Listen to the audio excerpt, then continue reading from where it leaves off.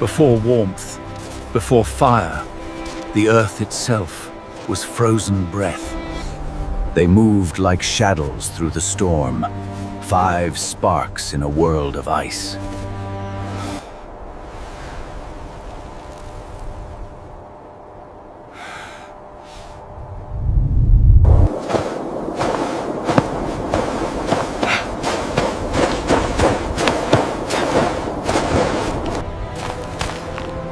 Together they fought the storm rime.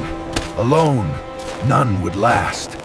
They walked between walls of ice, chased by silence older than life. Forward was the only direction they remembered. Even in the storm's fury, they carried what little love could be held.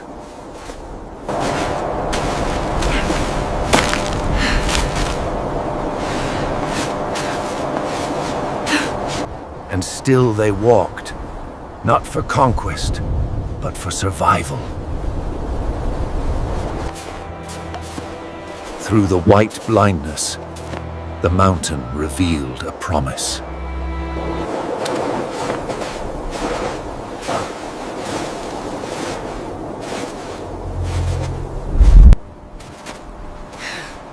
Each step carried the weight of every heartbeat left in them. When the earth struck them down, they lifted one another. In the storm's heart, the mountain stood like a memory of warmth. They climbed not to conquer, but to endure. Before them stood stone, cold, silent, and sheltering.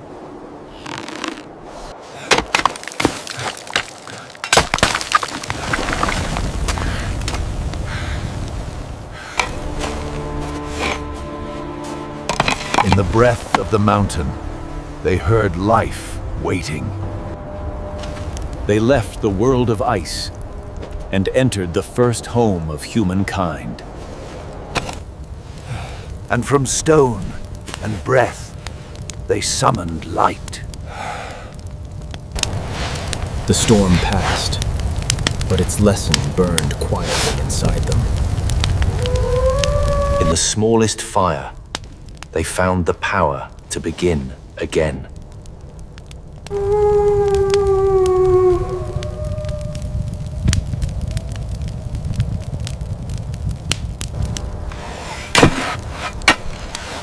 They need to secure their family from the wild.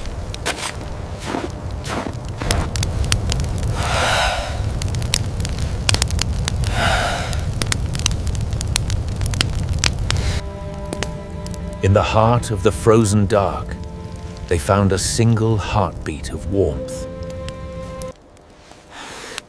They guarded the small fire as if guarding the pulse of the world. Each face carried a story written in flame and fear. He remembered other flames, and those the cold had taken.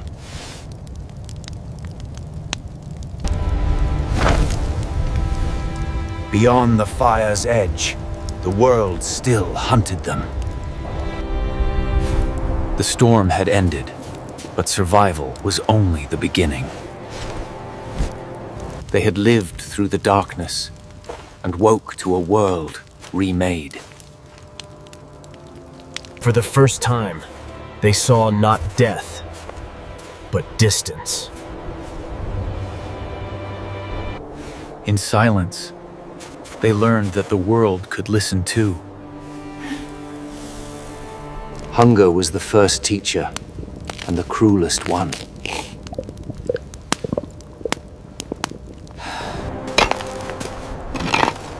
From the frozen earth, they tore the promise of another day. Stone taught them patience, and patience taught them survival.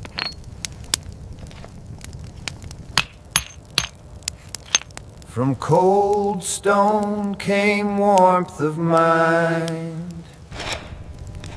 They had forged more than a weapon. They had created memory. To wield a tool was to challenge the world and claim a place within it.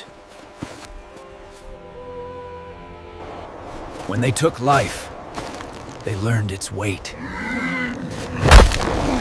Before they took, they learned to give thanks, Kadismake, to the silence, to the cold, to life itself. For the first time, they shared more than fire.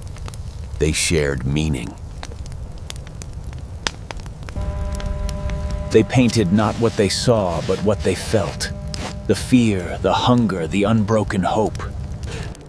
The fire no longer simply kept them alive.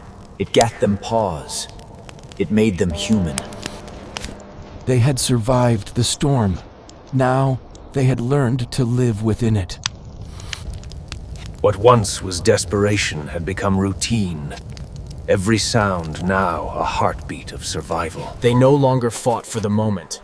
They began to think beyond it, Therdis, to prepare, to preserve, to endure. He had carried the fire long enough. The duty belonged to the memory, but the flame belonged to the future. From a world of fear, they had carved small moments of wonder, proof that life still knew how to smile. The storm always returns. It is the steady pulse of this world. But this time, they did not escape the ice. They learned to live within it. Fire was no longer defiance. It was acceptance. The world was still frozen, vast, dangerous, and unforgiving. Yet somehow, it had become home. They would not conquer this world.